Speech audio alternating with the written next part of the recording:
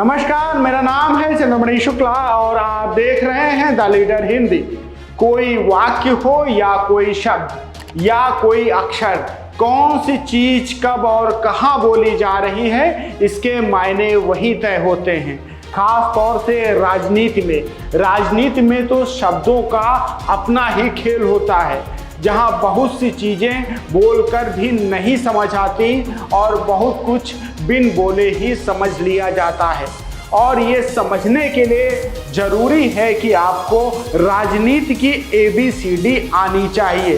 वो हम इसलिए कह रहे हैं कि राजनीति में हर अक्षर के अलग अलग मायने होते हैं।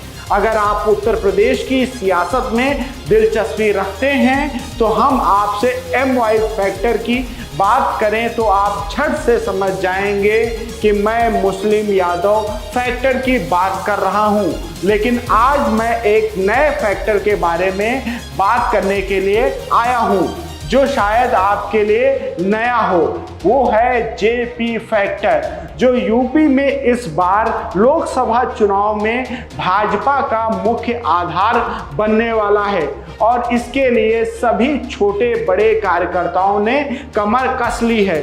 2024 में J यानी जाटव और P यानी पासमानदा मुसलमान, इन्हीं दोनों के सहारे बीजेपी इस सियासी खेल का बाजीगर बनना चाहती है।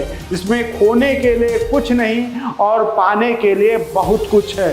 जाटव 3 दशक से मायावती यानी BSP का परंपरागत वोट बैंक रहा है, तो वहीं पसमानदा मुसलमान कभी कांग्रेस, कभी BSP तो कभी समाजवादी पार्टी के खेमे में आते जाते रहे हैं।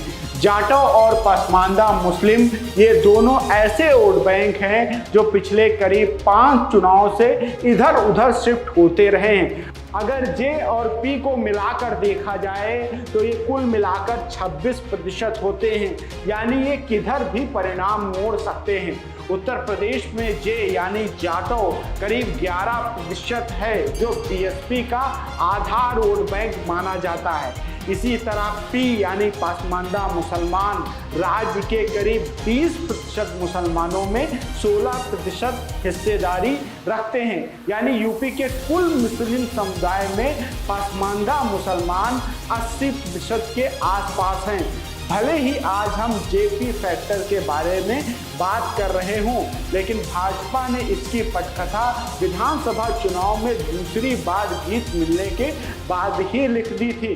25 मार्च 2022 को जब भाजपा सरकार के इकलौते मुस्लिम मंत्री दानिश अंसारी शपथ लेते नजर आए थे, तभी संकेत मिलने लगे थे, क्योंकि दानिश अंसारी पासमानदा समाज से ही आते हैं। ऐसे में अब इस वोट बैंक को लुभाने के लिए सरकार उन तक अधिक से अधिक योजनाओं का लाभ पहुंचाने का प्रयास करेगी और उस समाज से आने वाले नेताओं को प्रतिनिधित्व का भी ज़्यादा अवसर मिल सकता है। लेकिन एक बात ये भी है, कई बार दूसरे वोट बैंक को लुभाने के चक्कर में खुद का वोट बैंक भी खिसक जाता है। बहरहाल ये देखना दिलचस्प होगा कि जाटव और पसमानदा मुसलमानों को लुभाने के लिए बीजेपी क्या बड़ा दांव चलती है।